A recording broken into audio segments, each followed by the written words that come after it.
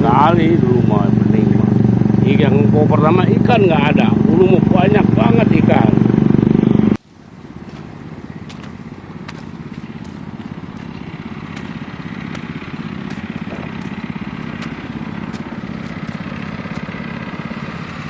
Paling pakai air bening kalau hujan doang. Hujan, pokoknya kalau nyedot mah kurang di situ juga.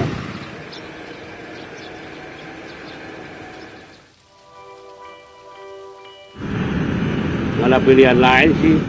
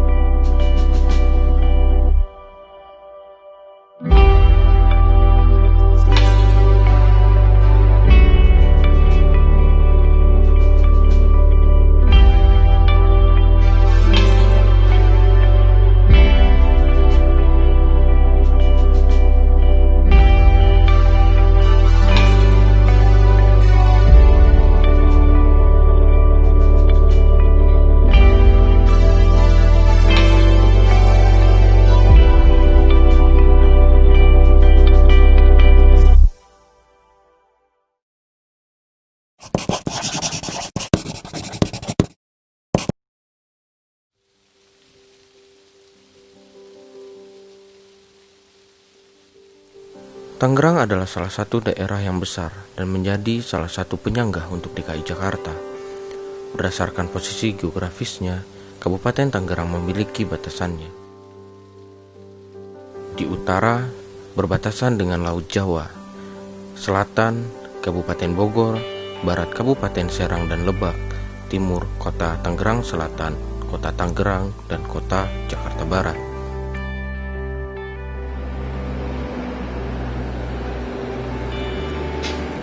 Kabupaten Tangerang merupakan daratan rendah dengan ketinggian 0 sampai 85 meter di atas permukaan laut. Luas wilayahnya berupa dataran seluas 959,60 km persegi dan memiliki julukan sebagai Kota Seribu Industri. Pembangunan di Kabupaten Tangerang terus berkembang ke segala sisinya, terutama di bidang perindustrian, yang memiliki dampak positif serta negatif. Di balik pembangunan industri yang terus dilakukan ini, yang menyebabkan perubahan alih fungsi lahan. Kemudian pembangunan industri ini ada yang tidak didukung oleh pengelolaan limbah yang sesuai dengan ketentuan perundang-undangan. Undang-Undang 101 tahun 2014 tentang pengelolaan limbah bahan berbahaya dan beracun. Sehingga perusahaan tersebut membuang limbah industrinya langsung ke sungai yang berdampak negatif terhadap sungai seperti rusaknya biota alam di sungai, air sungai yang menjadi kotor dan bau, dan tidak bisa digunakan kembali.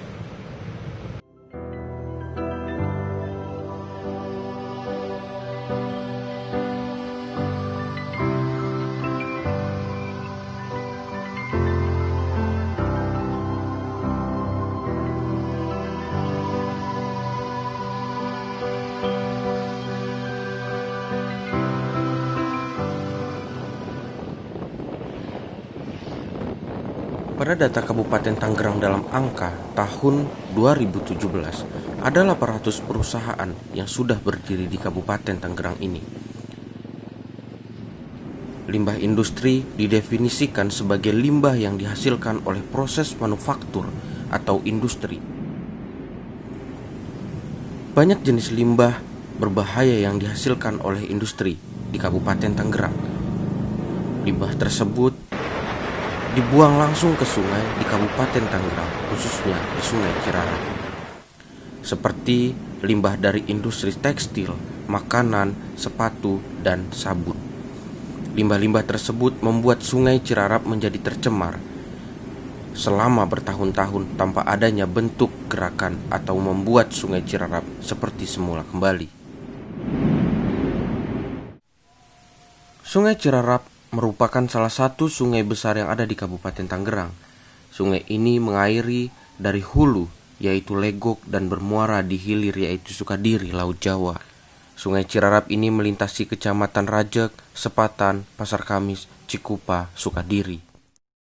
Sungai Cirarap ini tercemar akibat limbah-limbah dari industri yang tidak bertanggung jawab.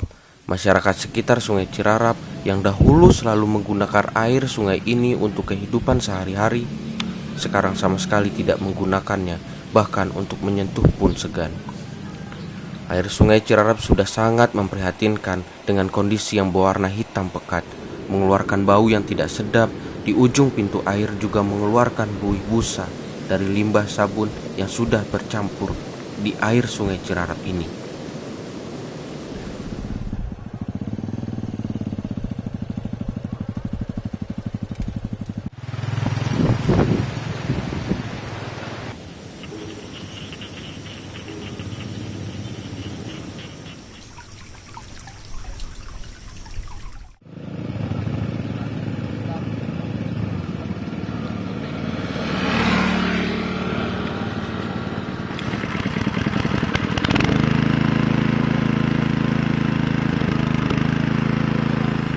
Kalau dulu tuh sungainya sebenarnya kayak gimana, Pak? Sungai dulu airnya bagus, Ada bagus. bening, iya, Bening. masih bisa pakai mandi, iya. Oh. Sedangkan saya di sawah aja, kadang-kadang kita mau sholat lohor aja ya kan jauh Iya. pulangnya, udah ngambil air udus situ, Oh. sholat di galengan aja pakai persiapan, kita udah bawa persiapan pakaian. Iya. Sekarang mah udah nggak bisa, Udah nggak bisa. udah nggak kali bisa, ya. cuman bisa buat cuci ini aja biasa gitu. Oh. Jadi kayak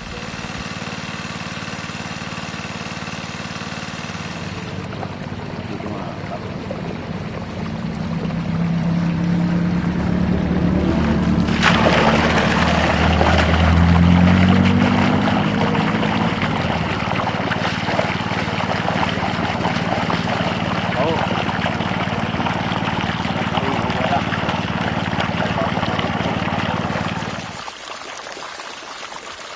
Dari masyarakat sendiri sih dari sungai ini juga masyarakat lingkungan saya, Iya. sebetulnya sih udah nggak nyaman masalah ambuan-ambuan ini, ciuman air. Jadi bau gitu. Bau, udah nggak iya, bau. nyaman ya. Apalagi Iya, saya gitu. nih, misalnya saya habis di sawah di sini kena air ini ya, terus ada teman nyamperin saya ngobrol, kok bau amat sih kata gitu. Oh, iya. Saya bilang jangan kaget, saya ini airnya air itu, kali, ya. air kali itu bau. Biasanya kok badan kamu bau sih, katanya nggak tahu, orang yang nggak tahu, tapi yang udah tahu yang ini di sawah mah udah nggak aneh lagi, udah tahu kena air itu, kena air kali itu. Air gila. Iya. Saya sih belum kenal dulu airnya nih, belum kenal. Ah. Sempat saya juga bintik-bintik gatel. Oh, jadi awal kotor Iya. gitu. Pertama kena kulit mah udah pasti gatel-gatel, Gatel, iya. merah gitu. Belum kenal tuh, baru-baru saya pakai air ini. Iya. Sekarang mungkin udah agak kenalan, cuman ini doang tuh agak udah agak busik-busik tebal ya, busik ya. Cuman Tapi busik gitu. Ketangnya itu kotor, nah seperti karat. Tapi Iya. udah alhamdulillah nggak gatel.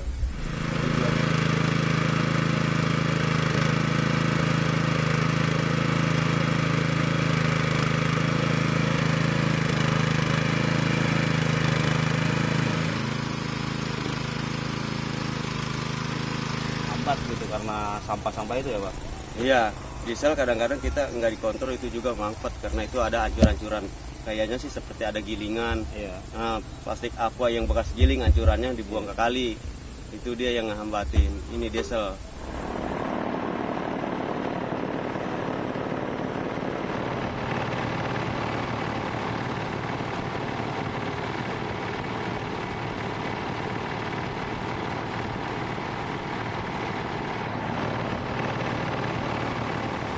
Cuman kadang-kadang piaraan ini bebek apa kena air ini mati juga ya. Oh, jadi kalau ternak kena air atau minum biasanya Ya, kali ya, ya. itu ya. Nah, itu Yang biasanya ngerinya agak itu. ngaruh. Makanya yang punya piaraan bebeknya nggak ada yang dikenain air ini. Heeh.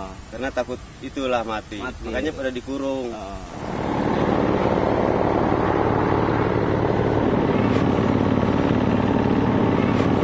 Tapi kalau buat hasil padinya itu sendiri, Pak, ada pengaruhnya nggak, Pak? Kalau dulu airnya bening gitu kan masih bagus, sama air yang hitam sekarang ada pengaruhnya nggak, Pak? Nggak ada pengaruhnya kalau misalnya ini apa sama air bening sama air ini sama juga, sama aja kalau masalah hasil padi mah. Oh, sama aja. Sama aja. Tapi mungkin kalau misalkan waktu dulu masih bening lebih bagus atau Ya, lebih bagus yang bening sih memang. masih lebih bagus Iya, yang bening kesehatannya gitu. ya. Kesehatannya Kelihatan kalau- dari padinya juga bening. Oh, padinya juga Iya, bening. bening. Air yang bening ini lihat dari isi padinya juga emang digiling ya kita hasilnya kurang bening.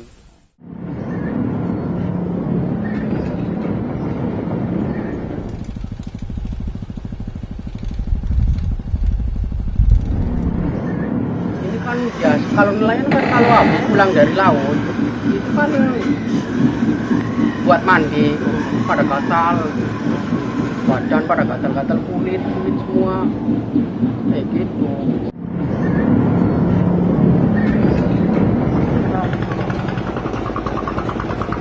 Mandi buat cuci pakaian, tapi ini apa ada limbah kayak gini nggak bisa.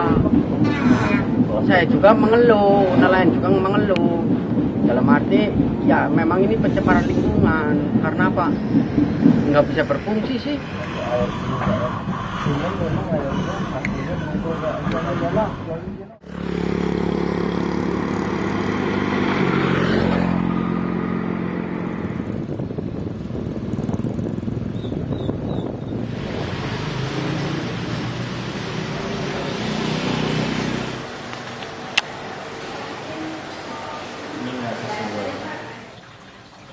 Oke, air yang baik itu sebenarnya kita bagi ada 4 ya. Pertama, kriteria grade 1 itu untuk air minum. Kedua, untuk wisata air. Ketiga, bisa untuk budidaya. Dan yang keempat, grade-nya bisa untuk pengairan misalnya sawah atau pertanaman gitu.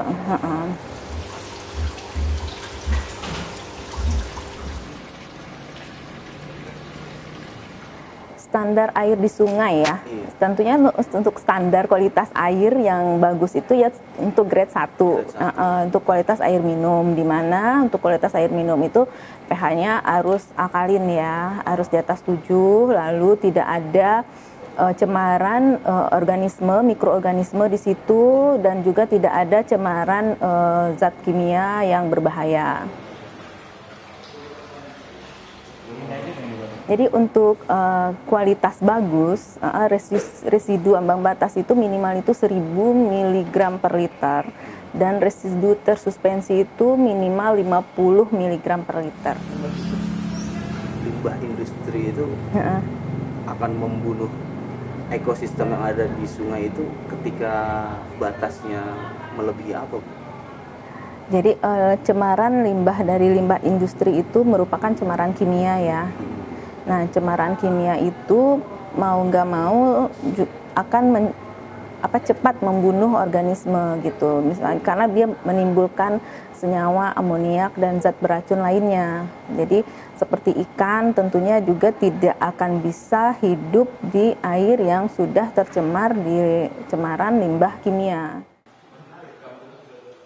Ya, jadi untuk ambang minimal air yang bagus itu untuk BOD-nya itu 2 mg per liter. Lalu untuk COD-nya itu sekitar 10 mg per liter, dan untuk kandungan nitritnya itu 10 mg per liter, serta fosfatnya itu 0,2 mg per liter.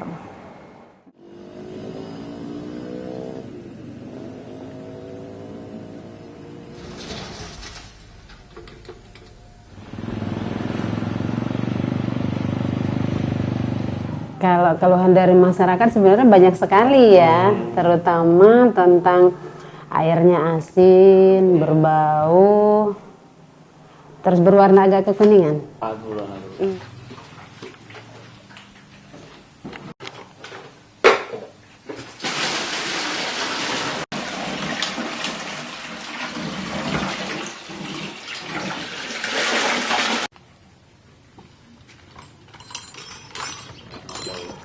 Kalau kita yang sudah lama di sini tidak terlalu merasakan ya, mungkin sudah beradaptasi. Pada umumnya yang banyak mengeluh itu yang pendatang lah baru, yang baru sebulan, 2 bulan atau 3 bulan itu masih banyak keluhan.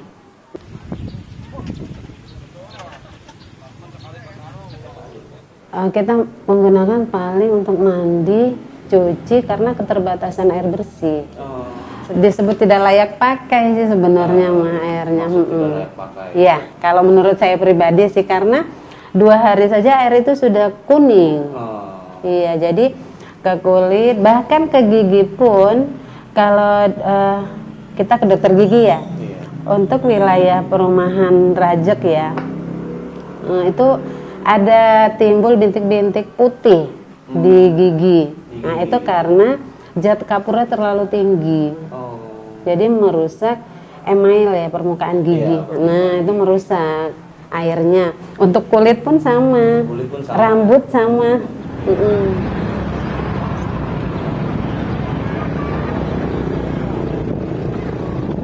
Penyakit yang banyak diderita masyarakat itu penyakit kulit ya pada umumnya, gatal-gatal seperti apa ya, alergi, seperti alergi, gatal-gatal, jadi koreng. Kalau dibiarkan tidak diobatin ya bisa infeksi juga, iritasi, infeksi.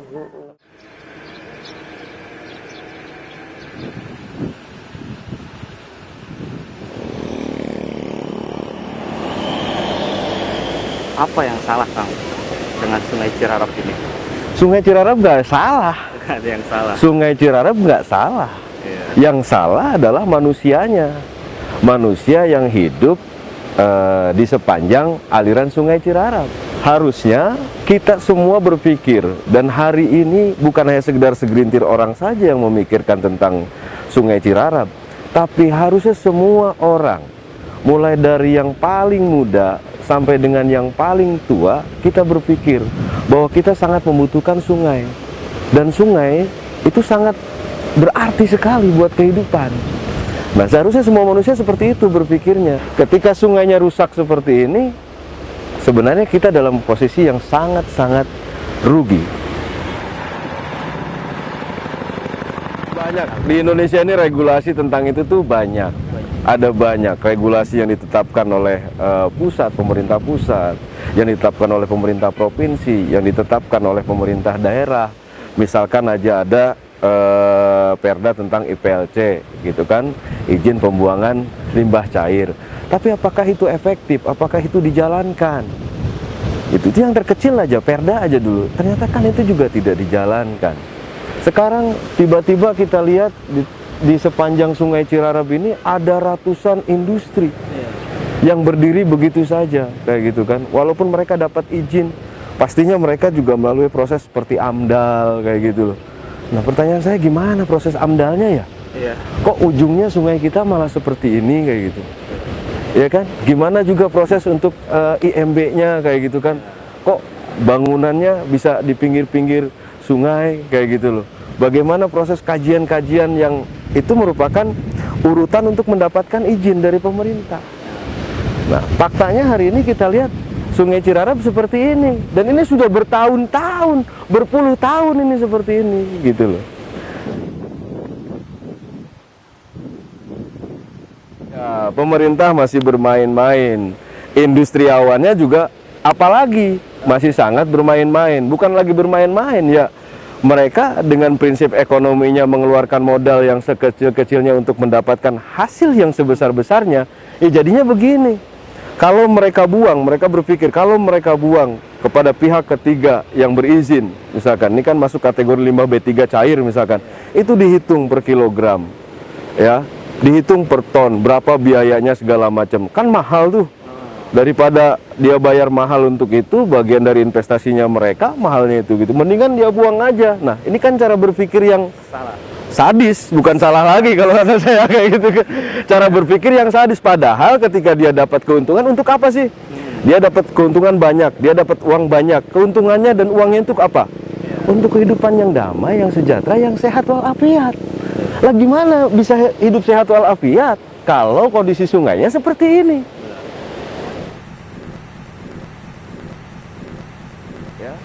Nah, sekarang pertanyaannya jangan siapa yang harus disalahkan, apa yang harus kita lakukan ke depan. Pertama adalah kita harus memandang bahwa sungai tempat air. Air adalah sumber kehidupan.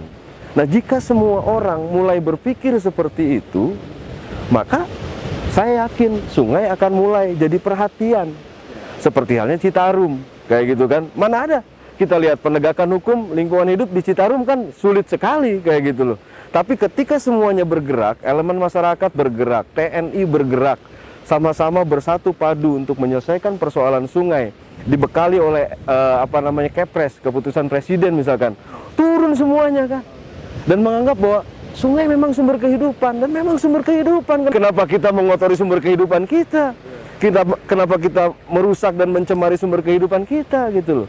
Ayo kita rubah cara pandangnya, kita rubah cara berpikirnya, bahwa sungai bukan tempat sampah, sungai bukan tempat limbah, sungai adalah sumber kehidupan yang harus kita jaga keberlangsungannya.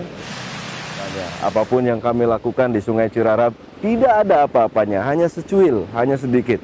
Kenapa? Karena yang paling penting adalah bagaimana kita bisa menggugah kesadaran. Alat berat sebanyak apapun kita turunkan ke Sungai Cirarap belum tentu bisa menyelesaikan masalah.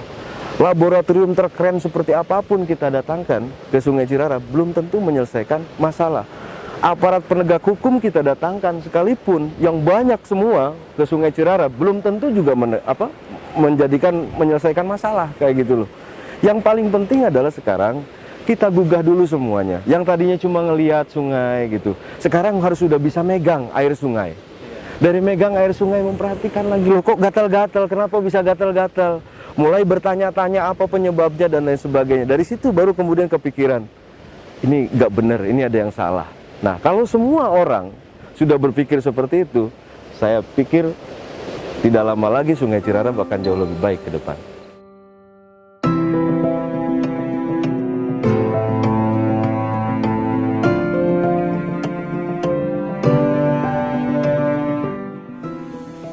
Sungai Cirarap ini sebuah titipan dari Sang Maha yang harus dijaga bersama, baik dari masyarakat, pengusaha, pemerintah, dan semua elemen yang harus menjaga sungai ini. Sekarang sudah terlanjur tercemar, bukan berarti kita harus diam saja. Banyak harapan, banyak doa yang ingin sungai ini kembali normal dan dapat digunakan kembali. Jangan karena satu kepentingan sepihak, sungai ini harus jadi korbannya. Lihat semuanya, sudah puluhan zat yang terkandung di sungai ini yang sangat membahayakan. Sekarang, sungai ini sudah tak tersentuh lagi, hanya sisa buih yang bisa dinikmati. Sungai, satu aliran yang mampu menghidupkan jutaan nyawa. Sungai yang seharusnya mengairi air jernih untuk sawah, air sungai yang seharusnya bisa digunakan untuk memasak dan diminum. Bukan sebuah harapan kosong yang ingin disampaikan, tapi sebuah harapan agar ada pergerakan nyata untuk memperbaiki ini semua. Aku rindu sungaiku, mereka rindu sungai mereka, dan kami rindu sungai kami. Semoga lekas sembuh kembali Sungai Cirarap.